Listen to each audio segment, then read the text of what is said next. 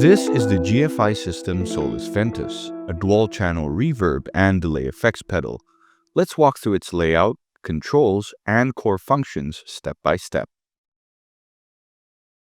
Solis Ventus organizes presets into 32 banks, each storing 3 patches.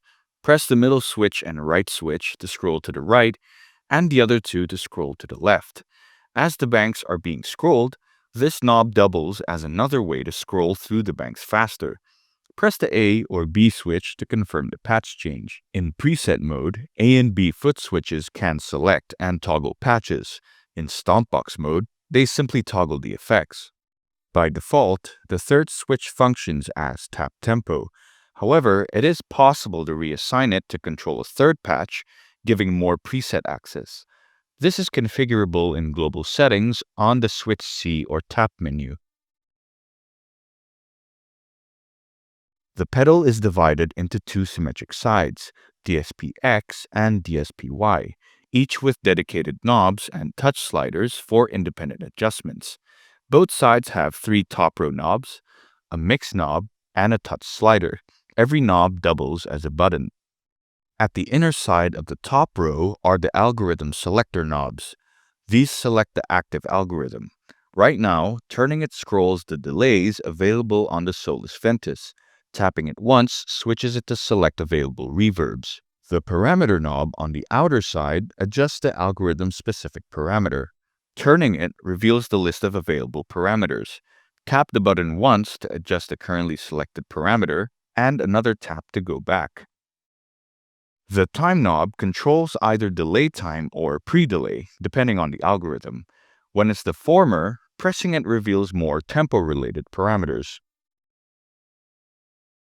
Below, the mix knob and its touch sensor adjust the blend of signals. The touch sensor also serves as an indicator, orange for delays and blue for reverbs. Turning the mix knob adjusts the wet level. Tapping it once switches it to red, adjusting dry levels. There are 3 possibilities on how these X and Y DSPs are wired internally. Holding this knob will bring you to the options where XY routing is adjustable.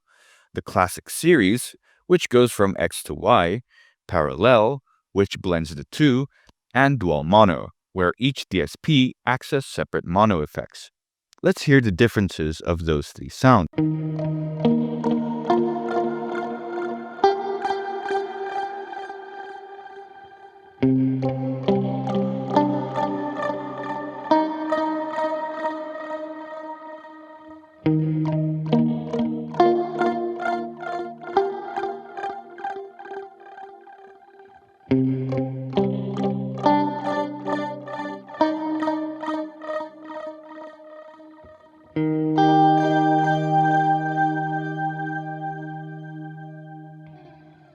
Both of these settings are accessed through the circle touch button. From there, a list will appear and can be selected using either of these 3 sensors. Let's tap Crossover. The crossover splits the signal into high and low frequencies. Now, we can scroll with this knob like this to see the available settings and change the states with this. Crossover state, HPF and LPF mapping, and frequency cutoff. Let's set a reverb and delay and hear how they sound mapped to different spectrums.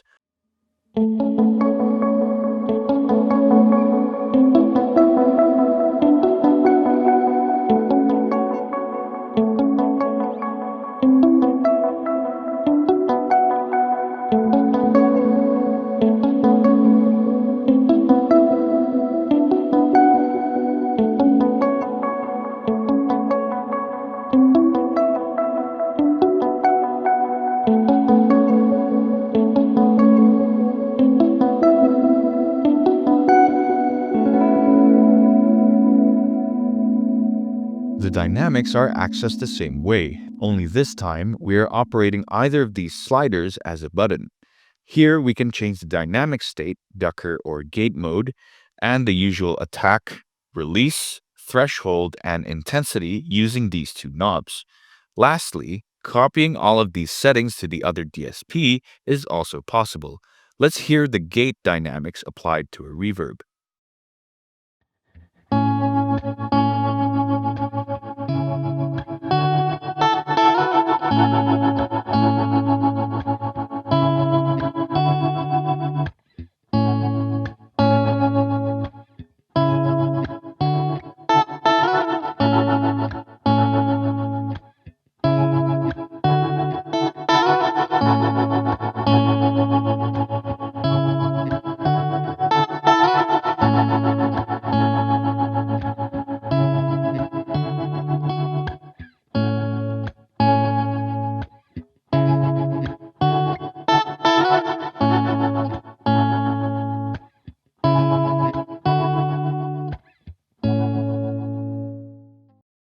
Aside from the main parameters, there are other settings that affect both of the DSPs at once.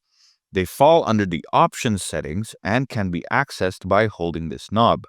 Using the same knob, we can scroll and adjust XY routing, volume trim, and so on. Let's try to adjust spillover by first tapping the knob, then scrolling to the desired value, and whether you choose to go back to options or quit, the change is made. All changes on the main parameters and all changes on options will be saved to the preset.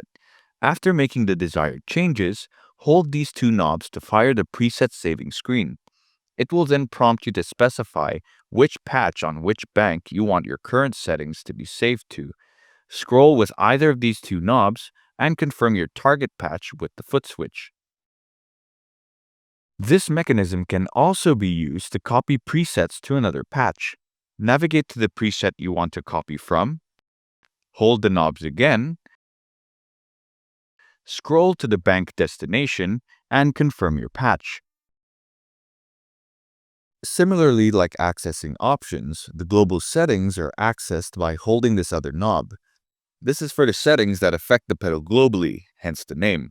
Operation mode to choose between preset mode or stompbox mode, for instance, or bypass mode to choose between true or buffered. The list goes on to power up states, LCD brightness, MIDI functions, and so on.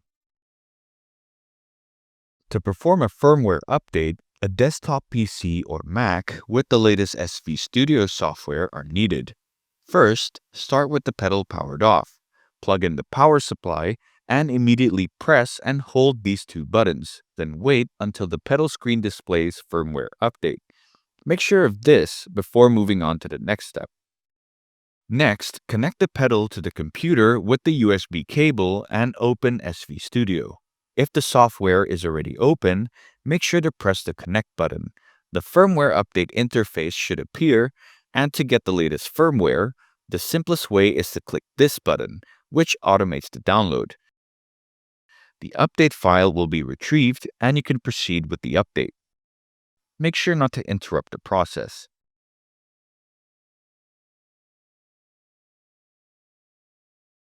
For detailed specifications, please refer to the user manual. If you have any questions, feel free to leave a comment down below.